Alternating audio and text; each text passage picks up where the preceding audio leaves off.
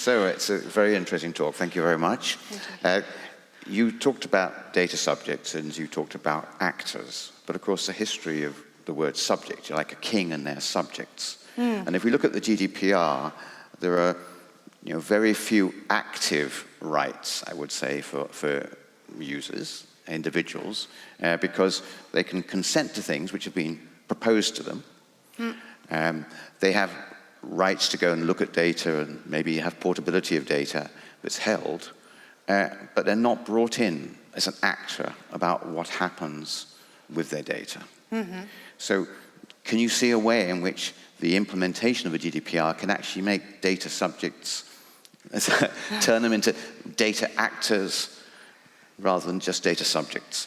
Yeah, I think that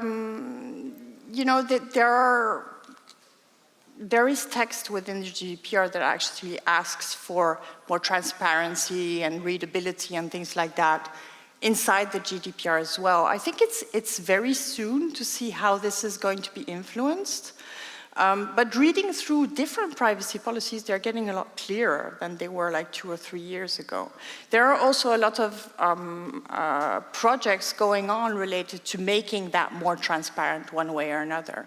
So I see, for example, people who work in user experience thinking about, okay, how can I actually activate or ask for the consent of users one way or another?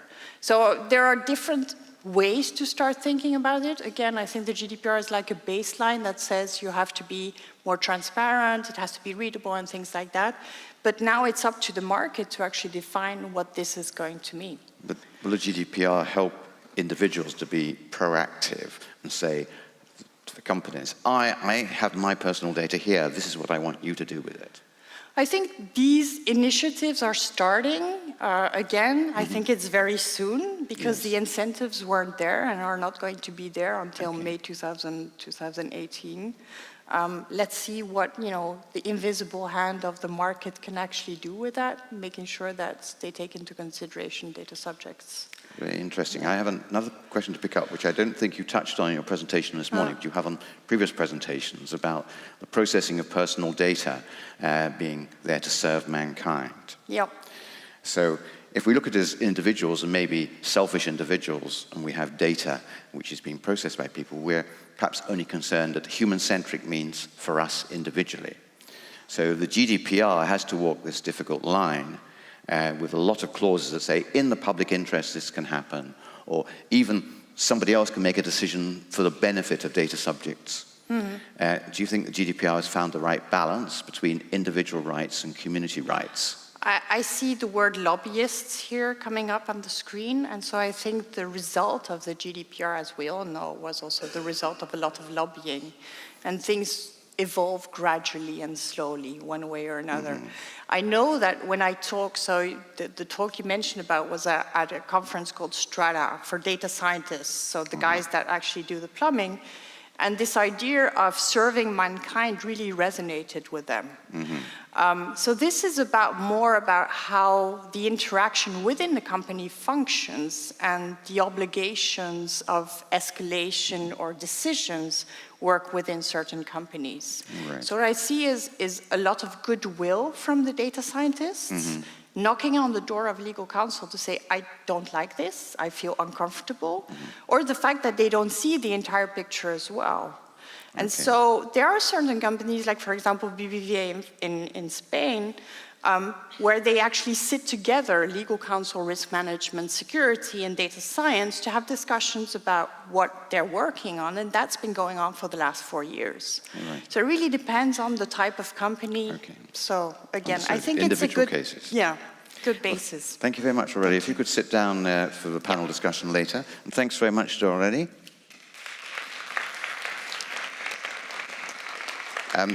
I'm going to be calling up the panel members one by one, and then they'll take the seat for continuing the panel discussion later.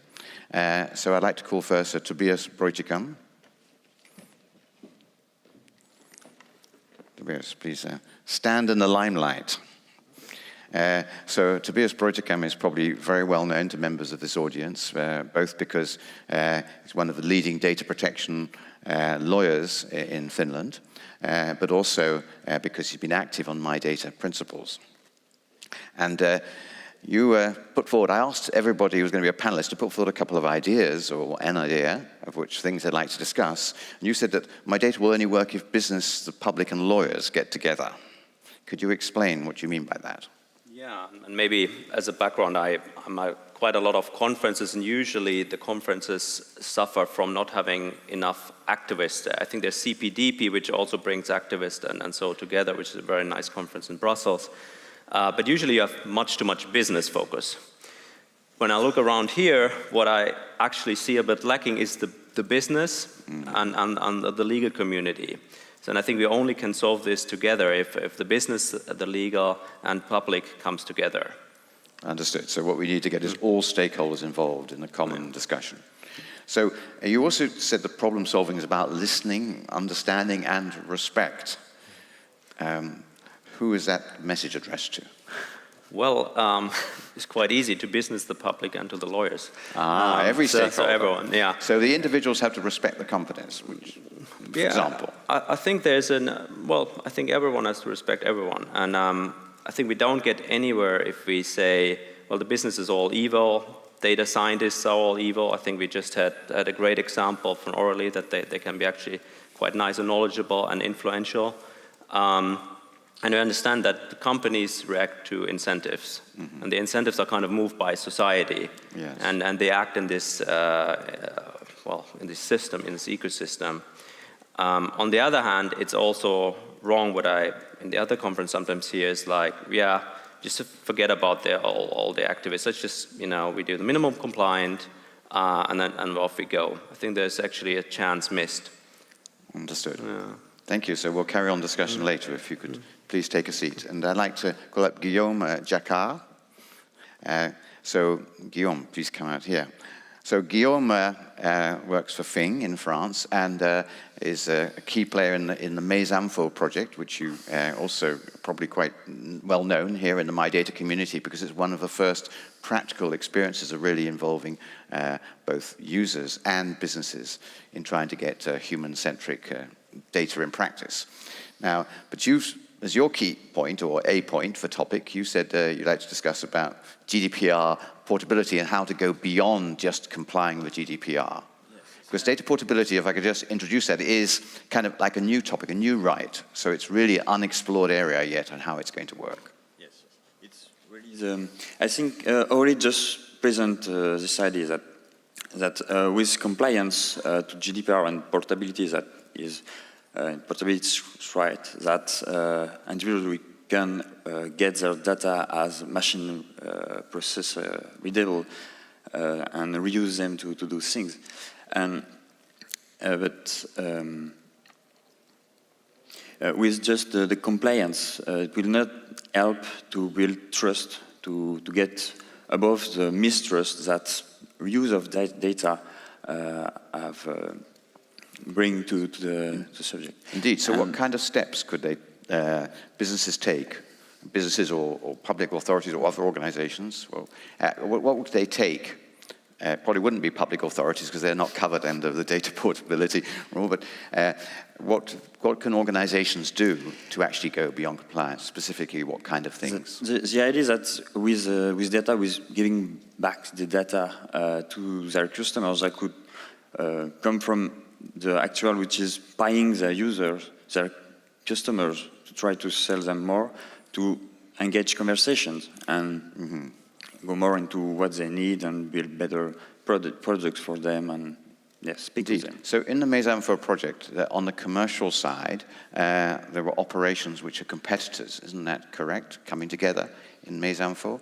Of the industry participants, were there competitor companies involved? Yes, a bit. There's a few banks, there's a competitor into it. So data portability, one of the advantages that people see from data portability is you get your data from one of your service providers and you go and you shop it to another to find out if you can get a better price or get a better service with the same data. So why would those companies welcome data portability if it might be giving a chance for their customer to switch more easily? Because data portability is not just about switching just a use case of the portability. Okay. And so there is a lot of new use cases possible, new services for this company to be created, offer new services, so new source of revenue for companies by reusing the data they have on this data subject, but also data that for this data subject that come from other companies. Okay. Everything under the control of the individuals. So, Guillaume, thank you very much. So if you take a seat here for the later panel, I'd like to call up to stage Maija Rönkä, who's also might be known here as from the Finland Ministry of Transport and Communications. And so, Maija, so what's your personal role in the Ministry of Telecommunications and, sorry, the Ministry of Transport and Communications? Thank you. Well, my personal role in the Ministry of Transport and Communications, I work along the issues of digital privacy and digital security. And in the Ministry of Transport and Communications, we all work towards a society where the people have better transport and communication services according to their needs available in the markets. So do you cover the telecoms companies? I mean, all the issues that become under the e-privacy regulation, those kind of companies have to comply with that would come in your remit? Yeah, we cover also that, but in like a bigger picture, what we think is that digitalization is one of the key priorities of the government. And the government aims to create this kind of growth environment for the digital business. And part of that, promote the use of data and enhance the trust in the digital society. And we kind of as a whole work to, in the one hand, as I work in the data department in the Ministry of Transport and Communications, we promote the use of data that all the citizens or all of us would have better services available. There will be better data to provide those services. And in the other hand, to enhance the level of trust to those new innovative services that more and more are based on use of that data. So this is quite interesting, and I come from a country where we're rather skeptical about that kind of approach. Right? You said the use of data will increase trust. Well, and the use in, particularly by the government of data and having better data and combining data will improve trust. Whereas I come perhaps from like a skeptical point of view and think, oh, I don't want the government to have any more data than necessary. And the GDPR has a concept of don't have more data than necessary, minimum data. So which comes first then? Is it the trust and the data, or you're saying that by using the data you create trust? Yeah, well, I don't think they could be put in like kind of priorities because it's of course that they come together. So the trust enables the businesses, the public bodies to use the data responsibly. So if we think of it, if there is no trust, the data could not be used in a sense, and in a main focus is on a customer need. So if you put the need first and give the individuals the opportunity to control their own data and decide how it will be used, then they will get the services they need, and you kind of empower the needs of the customers properly, or the citizens, or all of us. Understood. So you said it's empowering the individual so they can control how to use data, but the GDPR gives pretty broad rights without having to consult individuals to public authorities carrying out a public duty. So how is the GDPR changing the way that you're operating?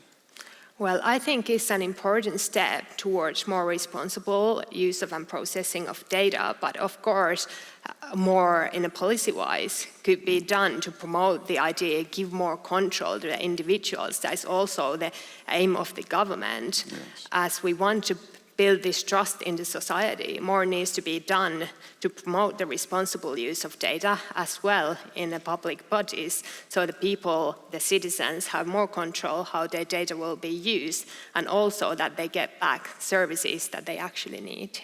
Thank you very much. So Maija, could you please take a seat here? And I'd like to call up our final panelist, is André Walter from the Netherlands. from Baker McKenzie in Amsterdam. Thank you, Andre. Good morning. As Andreas has got many use cases of working with businesses, implementing data protection practices and looking forward to compliance with the GDPR.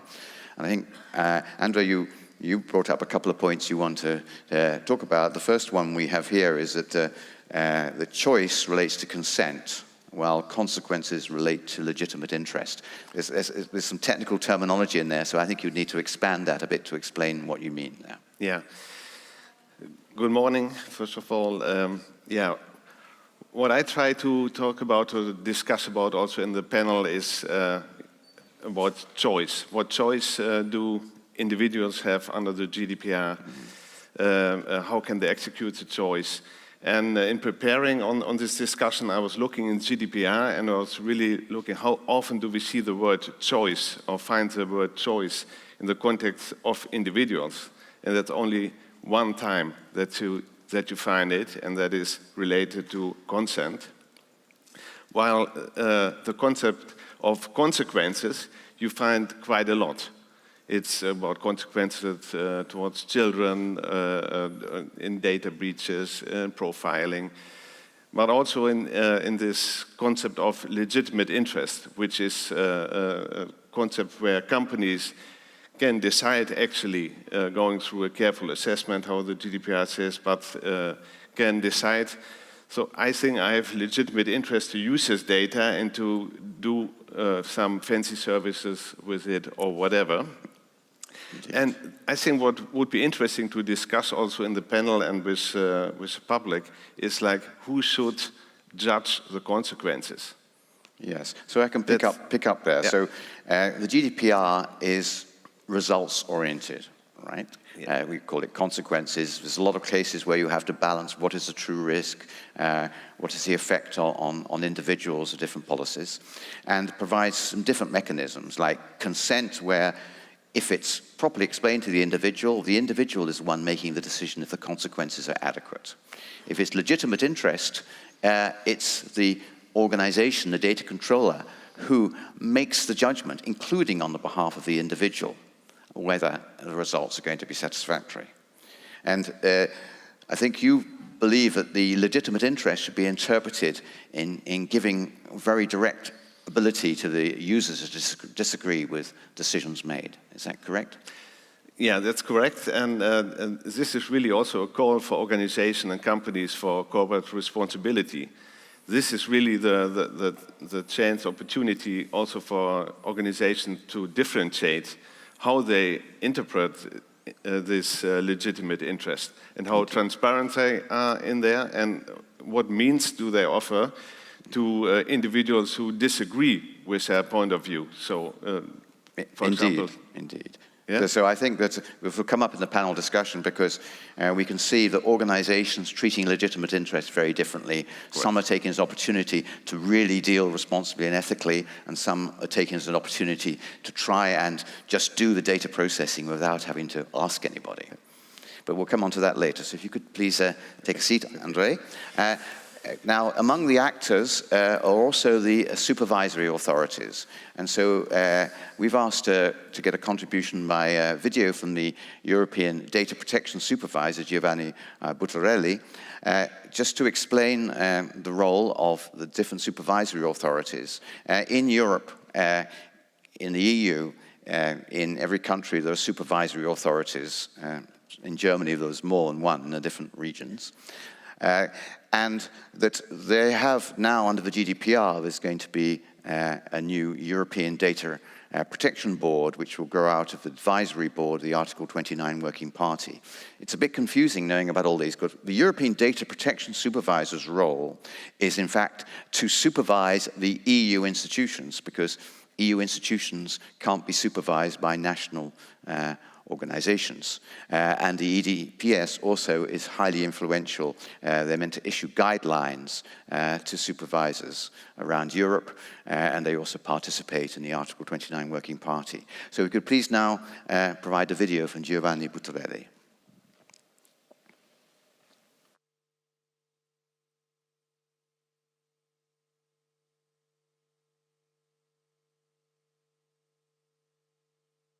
significant technical problem here.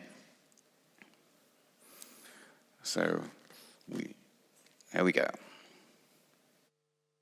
Dear colleagues, thank you very much for the invitation to join you in this notable initiative. With the General Data Protection Regulation, data protection enters in a new era. Citizens will have more rights and data controllers will be subject to more stringent obligations. As you know, the regulation introduces a different approach to data protection, more flexible, dynamic, and more responsive to the challenges that globalization and digitization raises every day.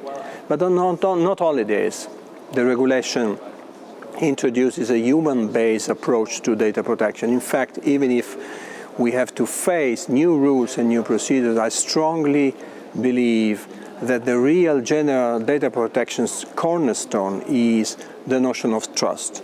Trust in data controllers to treat personal information responsibly, and trust that the rules will be effectively enforced.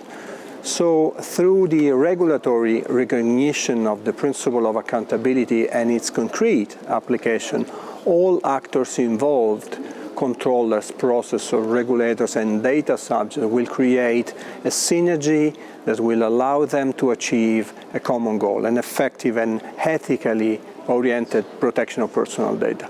That's what the European Data Protection Supervisor is working on. It's time to concretely stand up for citizens' rights to personal data protection. Once again, thank you very much for listening, and I really hope it was useful. Well, thank you to Giovanni Buttarelli. Unfortunately, he wasn't able to be here, so we can't ask him questions directly. He's famous for saying that the sale of personal data is similar to the market in live human organs. So he has some quite strong views and gets quite strong responses, but he has a very influential position in how the GDPR will actually be interpreted. But I want to bring up a representative from one of the European data protection authorities, Geoffrey Delcroix, who works in CNIL, the French data protection authority, and also responsible for informatique liberté, or liberté, or something like that. So, so you're trying to, liberty is also, freedom is also one of your objectives, right? So, Geoffrey, I asked you for a few points you might want to talk about, and you wanted to stress a point that regulations are themselves an actor in the innovation process. Thanks for the opportunity to say a word and be the surprise guest for this panel. Indeed, I'm working in an innovation and foresight team in the French Data Protection Authority, and I think in itself there is a message here, because we were co-authors of the Article 29 Working Party data portability guidelines with our lawyers colleague. And why is that? I think that when we talk about innovation, we tend to only think about technology push. Here, I think we have the opportunity to see an innovation in law being a real game changer in the near future in this area with data portability. I think that for the moment, lots of data controllers have adopted kind of defensive approach to this issue of data portability. And to be honest, I don't know what's going to happen in the end, what will be the big picture. And for the entrepreneurs in the room, that's tough to be pioneers. I don't know what's going to work and what's not going to work. But I really think that we have a huge lever here to make things change in the near future.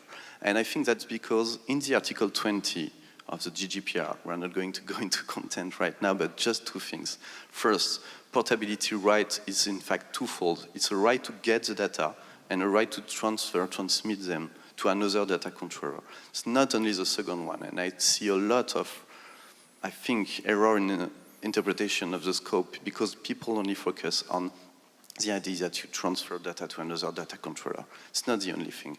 And I think we are right now in this area like we were in open data, I don't know, 5 or 6 years earlier, when people were saying, oh, I'm not going to open data because I don't understand why are they going to be useful for someone? Well, and the answer was, it's not your job to really understand what other people are going to do, because those data are under the control of the data subject. And the other thing in the Article 20 is that, how can I say that? Sorry. Yeah, it's not only about switching from one service provider to another service provider in the same service area. I know it's important, and I understand why everybody focuses on that, but I think that it's a collective challenge for all of us. If we do our job with this community, in the end, maybe it's not going to be the main point. It's going to be a side effect, maybe an important one, but data portability main results, if we do our jobs together, won't be to focus on switching from one bank to another, but creating something really different, empowering the subjects with data and creating more agency for data subjects, not only seeing them as victims of data processing. Thank you, Jeffrey. So I can pick you up on a question about data portability. I actually asked you in private yesterday. Data portability only applies if the data subject has got consent or under a contract, not if because somebody exercising a public authority duty gets your data, not if a company asserts that it has a legitimate interest in processing your data, you don't have the right to data portability. What is the logical reason why data portability is given just in those cases of consent and contract? Well, I'm not in the head of the legislator, but that's what we tried to do in the guidelines, so I invite you to read the guideline. I know it's not a very funny reading, but you should try. I think that the idea was to limit the scope to legal basis where the individuals are really engaged in the data processing as actors and not only as,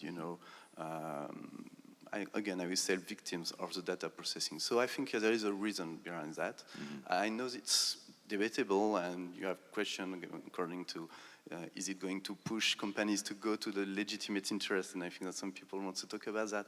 I think it's interesting to see that, but I think there is an idea behind to say, okay, the scope for data portability is going to be maybe more narrower than the one for the right for access, but I think there are reasons for that. Indeed. Well, I was a little unfair asking that question. Actually, to draw the parallel that a data protection authority can only apply the law. The Article 29 Working Party, giving its opinion, can only interpret the law. And so if the law comes down and says it's only consent and contract, Jeffrey and all his colleagues and all the other supervising authorities, they just have to work with that. And so it's probably more a question of whether organizations will embrace the concept of data portability even though they don't have the legal obligation to do so. But maybe pick up another point. You talk about self-determination for individuals. Yeah. So this, of course, is a true MyData concept. Can you explain what is CNIL doing to ensure that people really get determination over their data? Well, first of all, the fact that we are trying to be part of communities and conversation around innovation, I think, is an answer to that. We want to be, I think DPS have to be partners of in the implementation of new innovative way to do things, and not only being judge of is it right or wrong, but be part of the creation of new services. We've been partnering with Mesinfo since the beginning. It's behind me. We have talked with a lot of companies in the area of self-data, PIMS, personal data stores. A lot of them are here, and if you want to talk with me, please feel free to come meet me after this panel.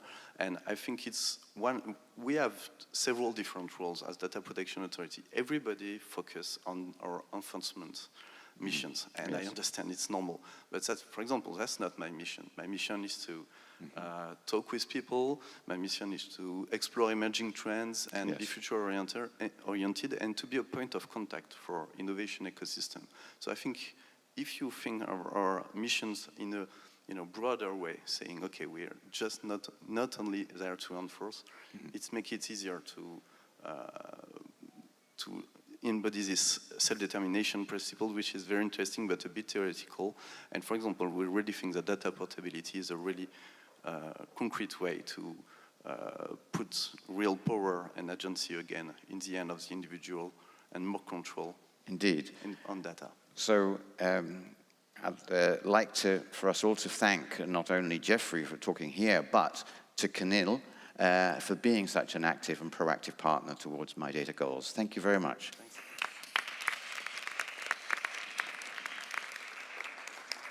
So we're going to move now on to the general panel discussion.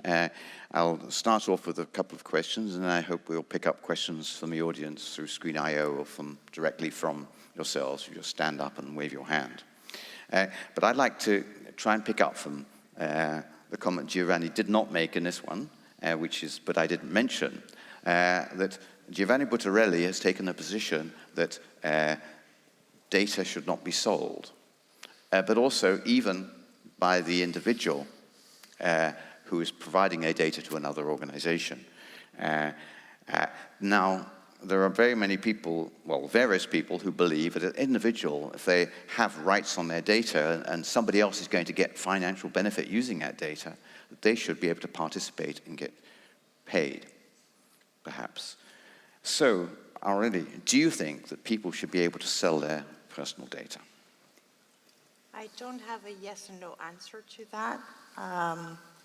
So I had discussions with Giovanni Buttarelli about this over dinner, and we were talking about selling kidneys, selling hair, selling whatever, and how you define what is acceptable and what is not.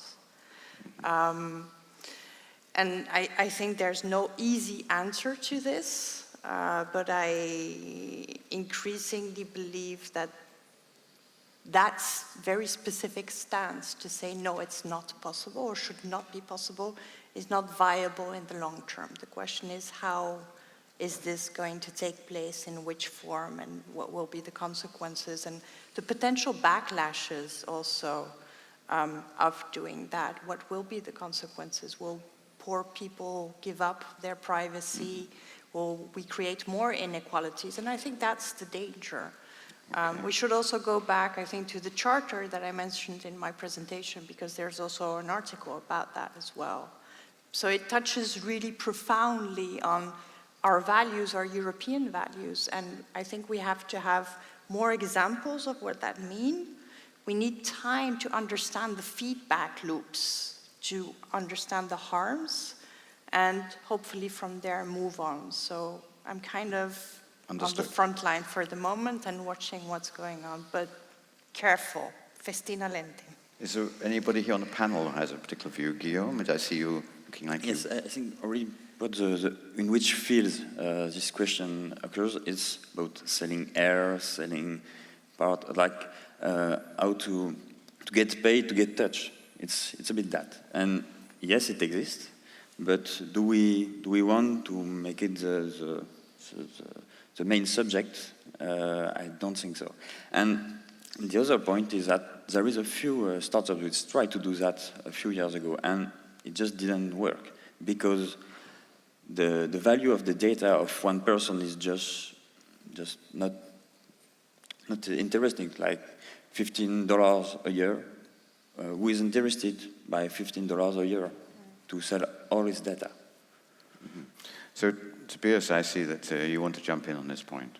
Yeah, I have kind of two contradictory thoughts in my head, and the one is it's an obsolete debate because it's sold all the time, right? Facebook is basically where you sell your data, and then you can watch baby photos of your friends. So that's kind of the deal. And the other thought is, well, is it actually possible to sell, because you always have those rights and the right to object and so. And if you were to say, now let's make a contract where you don't have those rights, we enter into very fishy territory from a fundamental rights perspective, where I actually think that would not be possible. But there are other models. The word sell can extend to license, or I just give you the consent, for example. Let's take a consent process and say, yes, I'll give you the consent if I receive this. The trade. Yeah, but if I sell you my pen, I can't say, no, give it back. You have my pen then, whereas with data I could say, give it back. So I think there's the difference.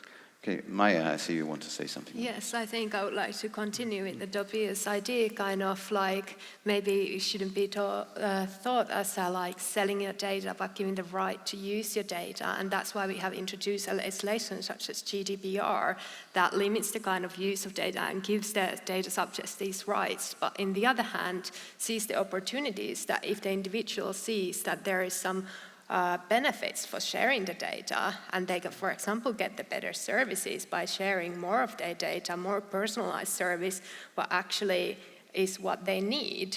Then they can share that data, they can give the right to use it, and then get the access to that service, for example. Okay, so I can carry on with you, Andre, but change the angle a little bit, because consent has been in law for 20 years as a basis, and the GDPR is not so different, other than it says you basically have to be opt-in, and because it's a regulation, so everybody has to obey it to the letter, other than have a national law which changes the definitions of consent. So the reaction of the market businesses, so many businesses are saying, I don't want to do consent then, because it's too difficult. And so then they're moving on. So we're coming back to this legitimate and interesting. Is it valid that people should say, I'm going to use legitimate interest as a basis because consent's too difficult for me? Yeah, I think that you have a point there. And first of all, I mean, it's not always consent needed. So that's also, I hear it in some discussion that under the GDPR you will always need consent, which is not correct. Consent is one of the option to process the data, which in GDPR sense only means opt-in. Mm-hmm. The other thing is, and for me, the ideal situation is that you have companies, that you have organizations that take their responsibility to make a good judgment of if they can use the data or not, and if they use it in the advantage of their customer, patients, and whatever. And I think that there is a benefit for the individual if companies do it responsibly, if they are transparent about it, if they use policies, how they judge it, and explain it to the individual. And that's very important if they also give means for individuals who disagree. Right. And for me, that goes further than the right that's already there in the GDPR, the right to object, where you can send an email or whatever to some contact point in an organization, and within 30 days you can expect an answer, and you will get discussion, and finally a company will have the final say if they do it or not. So as a company, I would say it is responsible that you give the means to the individual, that they make their own judgment if they agree or disagree, if it's legitimate. Good. But this is bringing us to kind of one of the big issues of the GDPR. If you talk about the GDPR and you talk to optimists, they'll say the GDPR is a great catalyst. And so this is what you should be doing, which is not what the GDPR says, but beyond the GDPR. But we've had these kind of laws around. The organizations have not. So, why are we expecting that people are going to display greater responsibility because of the GDPR? So, Maija, can I ask you to say why you think the GDPR means that businesses, because you're coming from a ministry perspective, so you're kind of an outsider to the businesses, but why do you think that they are going to become more responsible with use of data because the GDPR exists without having to tie themselves down only to the letter of the law? Well, actually, it's not obviously, we can't be 100% sure, of course, how will the companies act in the future. But as we have established these principles in the law, of course, there's also sanctions and other kind of ways to put the law happen in the practice. But I think the more important question is kind of for the companies as well, what they can gain to actually comply with the GDPR, and why to comply with it. What is the also why the benefits for the company also, and kind of think in a broader sense, like how could we make our business to function better by complying with the GDPR? So I think this is the argument I've heard from a number of people, that the GDPR will unleash competitive forces because some people will really interpret the GDPR, as in all the ways we'd like them to, and they will create enough momentum in the market that others might have to follow. Would that be correct? So I want to pick up on a question from the audience. I'm going to ask Aurélie, I don't know if you can see the question, and I'll read it out to you. It says, if trust is a key driver and differentiator, why EU citizens are continuously buying blindly from Chinese workshops? But I'm going to ask Aurélie first, because this question came up about the seatbelts. You gave seatbelts as an example. So it was in the interest of the individuals to wear seatbelts, but they didn't do it unless they were told to. It wasn't like stimulating consciousness of them about safety and all those things. It was like, you have to do it. Because they tried making seatbelts. Seatbelts were compulsory installed in cars for many years, but there weren't sufficient take-up of individuals.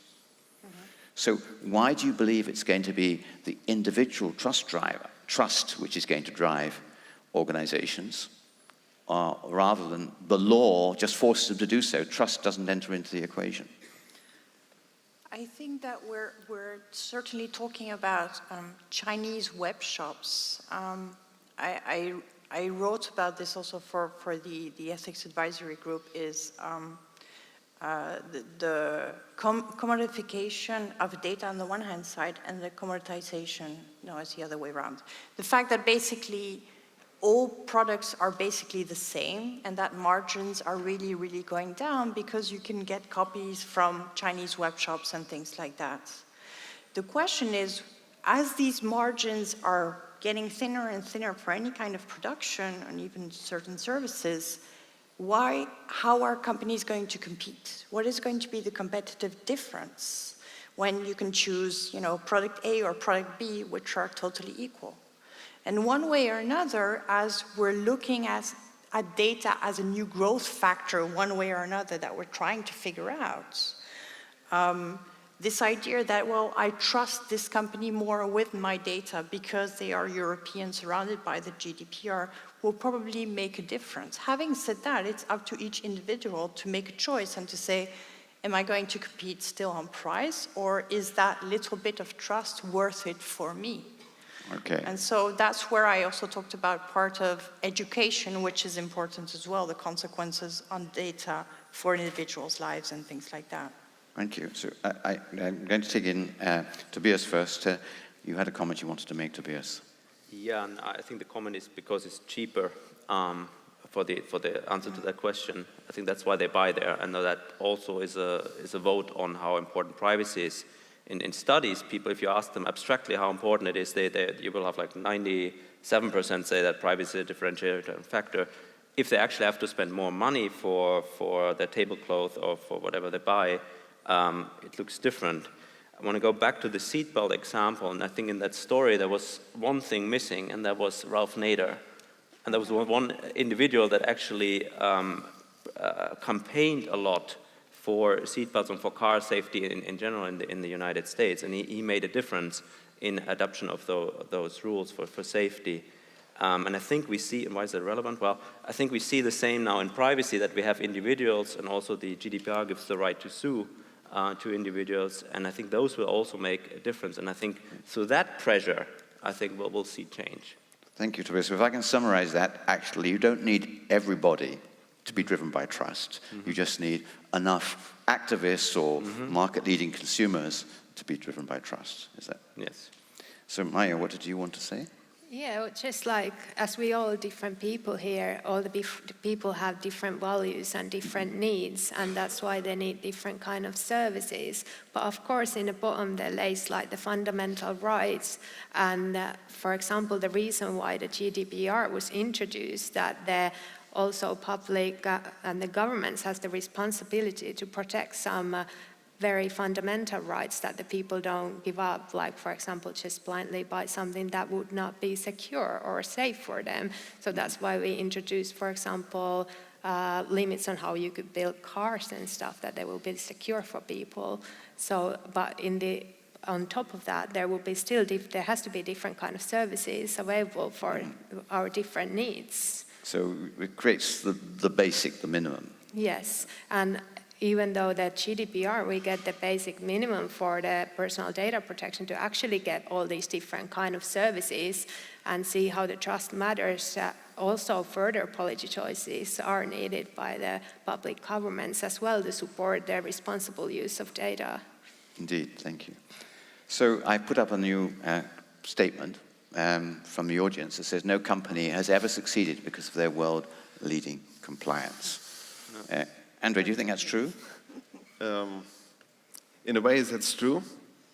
I mean, but the other way around, I mean, it's a disqualifier if you're not compliant, and that we have seen a lot, that yes. Companies that are not compliant, that it's a disqualifier, and what makes a success is really what you put on top of it, and that is this trust that we were just discussing. That will make a difference. So do you have an example that you can think of on top of your head of a marketplace where some rules are put in, it created compliance, and then because of that new compliance, there was some companies took a especially competitive position by going a few steps further than compliance? I could directly give you the opposite example.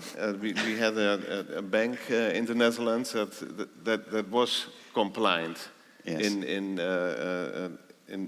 analyzing payment data, and they want to use that data to create some new services. It was completely compliant, but it wasn't well explained to the public.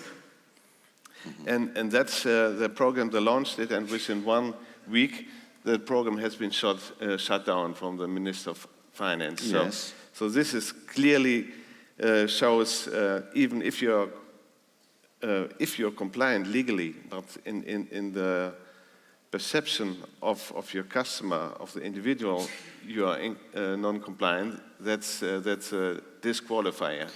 And the other thing around what you're asking, like how can you qualify with it? Then, you really have to think of like companies. Do you trust Apple more than Google? But I'm sorry, Andre, I don't think we're getting the answer to the question here, and I don't think anybody's provided it. Well, some members of the audience are skeptical. They're saying, okay, yes, if you don't comply, you're going to be put out of business, all right? But can we see examples of where that regulations come in and then it's forced a whole market of competitors going one step further? Aurélie, you want to say that? I see it in certain, so as my background is in digital and analytics, I see it in certain functions and functionalities within the tools. So certain vendors that have gone a step further. The only problem I also see is there's no first mover advantage in that. Is once somebody does it, it's very easy to copy, but you have to figure it out first. So this advantage kind of lasts for a while. It's probably not enough to build trust upon, so it's like a chicken and the egg thing as well. So I don't know what you guys think about that. Sorry, Tobias, you wanted to...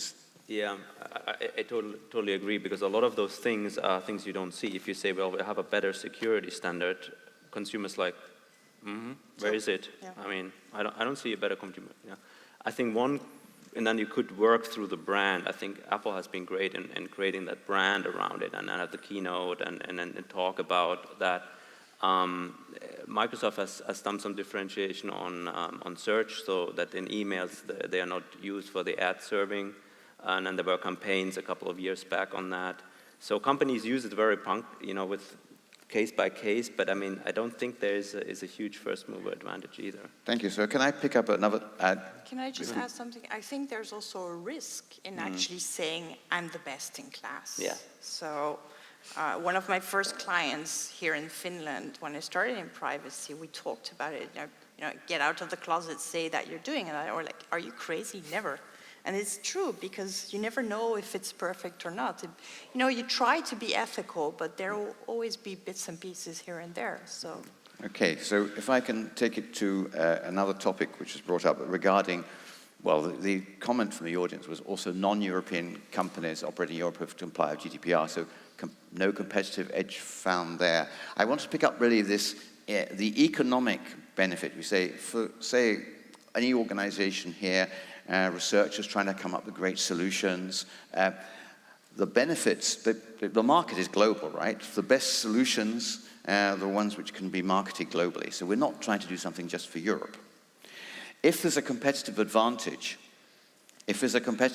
going beyond compliance because users perceive the benefit, will we find users in other countries who will perceive that benefit too, therefore giving an economic advantage to the first movers from Europe? I don't know if, Guillaume, if that's an area you've thought about. I think GDPR was mostly built to ensure fundamental rights of people. So maybe competitive advantage of European enterprises may be a bit secondary. But and the other way of seeing this, actually it's GAFA, which are all Americans, which take great advantage of reusing data, of using data. And so it's a way to try to cut the advance they take. Okay, so this point you're making is, rather than there's going to be new innovations, new establishments of methodology to interact in a way that individuals really like, it's more that the organizations currently are profiting from a kind of the Wild West situation, and they're getting economic dominance because of that, and this is going to reduce the effect. Is that correct? Andre, you... Yeah, that's correct. And what we create is a level playing field for people in Europe. So that's important. It's about the individual in Europe, and it doesn't matter so much if he's targeted by a European company or if it's targeted by a US company. So it's about the individual, and that's good about it. And I mean, it's sad to realize that today it's an advantage or a commercial advantage of companies in the US that don't have to follow the current privacy laws here. So they will be brought on our level, and so we can give the same protection to European customers. That's good. So another kind of skepticism come up from the audience, which is a bit different from the normal MyData audience, saying perhaps the GDPR is just creating obstacles to innovation by putting things too hard. What do you think, Tobias? Well, I had a similar comment in the idea when Andre was speaking. So it's not a competitive advantage; it's actually a competitive disadvantage. To give some figures around that, a typical privacy program would cost the company around 50,000 euros to $1 million. So that is something a Chinese company probably doesn't have to spend. On the other hand, those are things that we believe in. So, and those are fundamental rights, and fundamental rights cost something. So I think actually that the GDPR is a good balance on that, using the risk-based approach for one example. So there is a lot of leeway, there's a lot of place for innovation. So not going to the extreme is actually a good thing. It's actually, in my opinion, also a good thing that there's legitimate interest. Maybe in 20 years, we've moved away. We have all had those privacy programs. They all have the data protection officers nominated. And maybe it's a normal thing now. Okay, let's go one step further. But I think it's good that the GDPR moves us along slowly. And I mean, like the motto, I forgot the Latin part, but... Festina lente. Festina lente. So in a way also towards more compliance. Festina lente. All right. Perhaps I'll pick up on kind of a local question from the audience. How the trust of Finnish citizens towards data processing, how has it been measured? Maybe there's just a lack of awareness and not real trust. So Maija is a representative here. Well, actually, we work on a government constantly to do studies and try to find how much the people actually do trust in the digital practices, how much do they trust in the internet. In the European Union also, they measure the level of trust by asking from people. Of course, if there is a problem that if there is, for example, lack of transparency, maybe we don't have enough knowledge to actually tell like the actually tell if this service can be trusted or not, and maybe the GDPR could be one answer of that as well. By adding the transparency and adding our information, we can do a better decision, and that will as well enhance the level of trust. Okay. Is there anybody who wants to stand up from the audience? Hearing the voice of somebody from the audience will often create a little bit more interaction, but I'm afraid I can't. Can I make a comment? Because I was like looking at, what gets ranked most, and I see +5 here. I'm sorry, which? Our well-being society is based on healthy companies getting money and providing employment. That is slightly aged mantra that hides the fact that corporate capitalism doesn't have that many positive externalities, and I see that's like highly voted. So I just wanted to comment on this. There's a lot of discussion about indeed surveillance capitalism when it comes to data and things like that. Rediscussions about what capitalism is and if it's good or bad or things like that. And certainly our societies in Europe are based, 95% of SMEs, I think, are responsible for at least 25% of employment and things like that. There's an interesting book called The History of Chocolates, written by Deborah Cadbury, who talks about how this family business has grown and then has been acquired by Kraft and in the end by Mondelez, and explains another vision of capitalism. And one of the other questions was also about success, but what is success? Is success selling your startup for, $500 million, euros, or whatever you want? Or is it growing your team, making sure you can make a living? So I think there are alternatives to thinking about how we can use data and how socially responsible we can be, and about how far we've been gone with neoliberalism and which kind of new economic theories we should apply. And I think data is part of this discussion as well. So I just wanted to highlight that. Indeed. I take that point well. Can I come back to what I was talking to Jeffrey about earlier? I think I saw a question. I'll come to you in a moment. So that this data portability, I'll ask Tobias. How do you justify, if you were a legislator, would you justify that people only get data portability if they agreed by consent or contract and not by some of the other lawful bases for processing? Yeah. I thought about this too, and I think it's because you can enforce that right. Because with the consent on the contract, you know that you have it. And if you don't give it then, and then you don't follow the two rights in data portability, well, you violate the law. If you say with legitimate interest, it's not really that clear, probably. What is not clear? Because if you use legitimate interest, you have to declare to the data subject when you're first using the data and explain what the data purposes are. But where do you get the data from, right? It's about the data provided, so. Exactly. Well, why does it say data provided by the data subject? Why doesn't it simply say personal data held on the data subject, related to the data subject?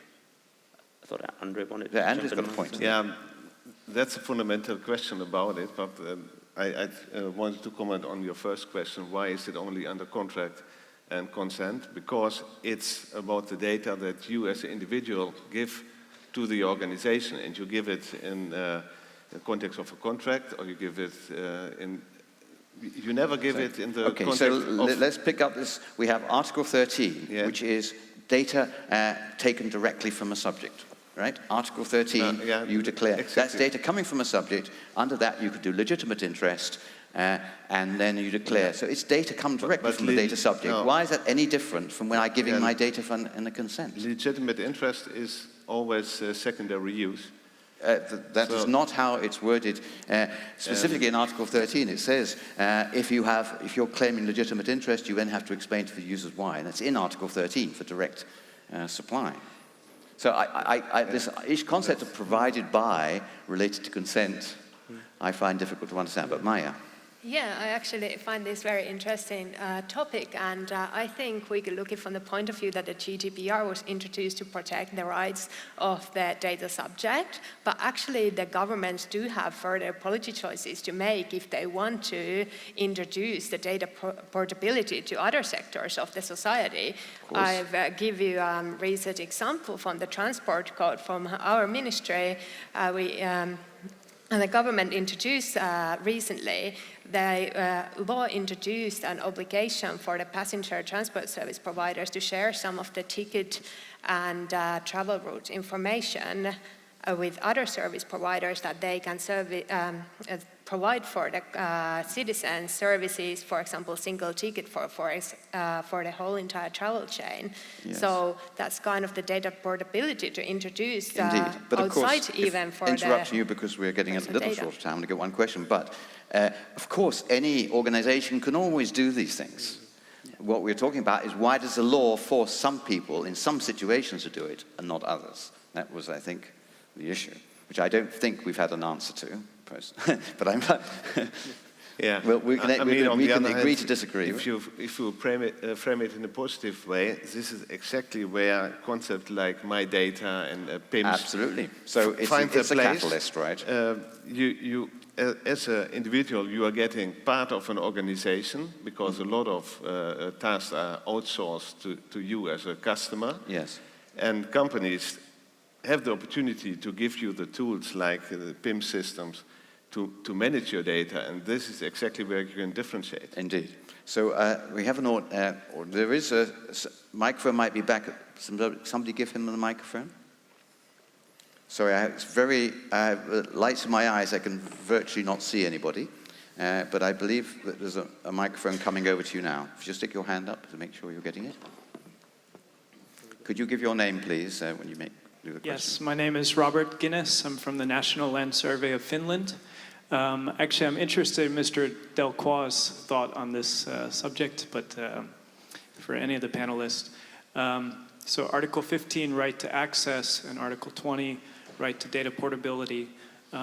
What is the substantive difference between the two for a common person? I think Article 20 says the data should be in structured, commonly used, and machine-readable format, but most data nowadays has some structure, is machine-readable, and so forth. I can answer on behalf of Jeffrey without asking him to the stage because we're running a little over time. We started about 10 minutes late, so I'm extending a little bit. So Jeffrey, shout if I get this wrong. But he said that you do, as you say, have structured data under data portability and a subject access request. Of course, actually you get access to more data because you get access to data that may come indirectly to the controller. But typically companies will send out a PDF or even a JPEG because it's an electronic file. And so you certainly can't be sure that under that basis you're going to be able to reuse that data. Did you need to follow up? And we're going to be moving on now to lessons learned. Yeah. When the last words are said here, and then we're going to talk about points, and we'll be asking you to vote on these lessons learned. But yeah, I think that is the difference. But I did this recently for Twitter, and they sent me a PDF of all the data. But PDFs are structured, machine-readable. And there's lots of smart people that can turn that into a form that's readily usable. So, in essence, what will the difference be? Actually, access rights companies send screenshots which has JPEG of extract of database, but that's JPEG, and that's really not reusable, and that's the way to do. So Tobias can answer. Yeah. Article 15 has actually several paragraphs, and there's actually more what information you get. And data portability is just about your data, whereas in the Article 15 number 1, you also have the information like who receives your data, for what purposes, and so on. So there's a lot about that. I think in the long term we're moving more to machine readable, and this third paragraph will be very much aligned, I believe. Well, at the moment it isn't. The question of the law and the question of the practice. The law does not compel people to provide a machine-readable format. They can do it in a picture format, which would be very difficult to discern. But we do hope that data portability will set the standards that other people will follow. So I hope that you're voting on these lessons learned. I think we can carry on for discussion a few minutes more while that voting might take place.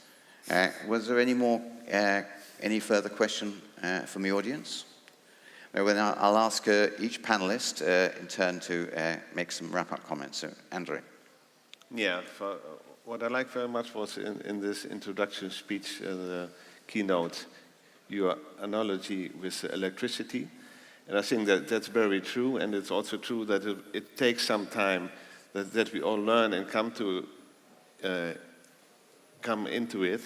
And if I would ask the people now, like who has or is producing themselves green energy, probably almost everybody would raise their hand. If I had asked that like 5 years or 10 years ago, it would be much different. And I expect the same also for the uses of personal data. So I'm hopeful. Okay, Maija. Yeah, I would also like to take one idea of the keynote speech, that we are all data subjects. We are different data subjects with different needs, and the government has the kind of responsibility to really empower those needs of us individuals, to that we have the society where we have the services and the products that we need for our different needs. Thank you. Guillaume. Yeah, we speak about chicken and egg problem with trust and personal data, and so I think GDPR will give a little boost, which may help. I'm sorry? Yes, I think it seems like, yes, GDPR will give a little boost to maybe start this process. Okay, so the GDPR is this catalyst, this boost, or little boost, to get the process advanced to where we all are trying to go for a kind of more advanced handling of personal data. So, yeah. Tobias. I would like to put this in historic perspective in fundamental rights doctrine. So if you think about the right to freedom of speech or so, you know, that has a over 200-year history, and we now know more about. With data, we first had the right against the state. So the first data protection laws in the countries, they were directed against the state. Census, yeah, a Hollerith machine, and this kind of threat. And now, you know, companies, Directive 95/46, GDPR is a milestone, definitely not a perfect one, and many other milestones will follow, and we'll move the debate along. Thank you. Aurélie. Yeah, maybe building on what was said earlier about data subjects. I think we are employers also, and we have a role within companies to see how the data is being used and things like that. And there were questions about how the GDPR is influencing companies. So there's a lot of discussions between the lawyers and then, you know, data governance. How do you abide by Article 30, that we didn't talk about. But there's not a lot of discussion about the decision-making or how escalation procedures might exist within companies, where within certain data teams, people might say, I don't agree, and whose door do you knock on and who takes the decision? So if you think about data subjects, what I would encourage is, yes, us as citizens, us as consumers, but also us as part of companies, and we might have something to say about this as well, and how that would work within companies is one of the interesting issues as well. Well, thank you very much. I will just summarize the top 3 points, voting from the audience, that GDPR potentially empowers the individuals and enhances innovation. So there's a positive sentiment there. Well, now it's jumping around on me. Statistical bounds are good. Not quite sure what that's, but it's only one person. Oh, okay, so I think we'll decount that. The statistical sample is not high enough to count that one. We need a data. There's potential backlashes of portability are not covered well enough. That's the discussion point continuing. And no one really knows what GDPR will lead to. Well, we're hoping it's leading to a positive future. I think everybody would agree that it's positive that we have a GDPR. And thank you, everybody, and thank you for the panelists.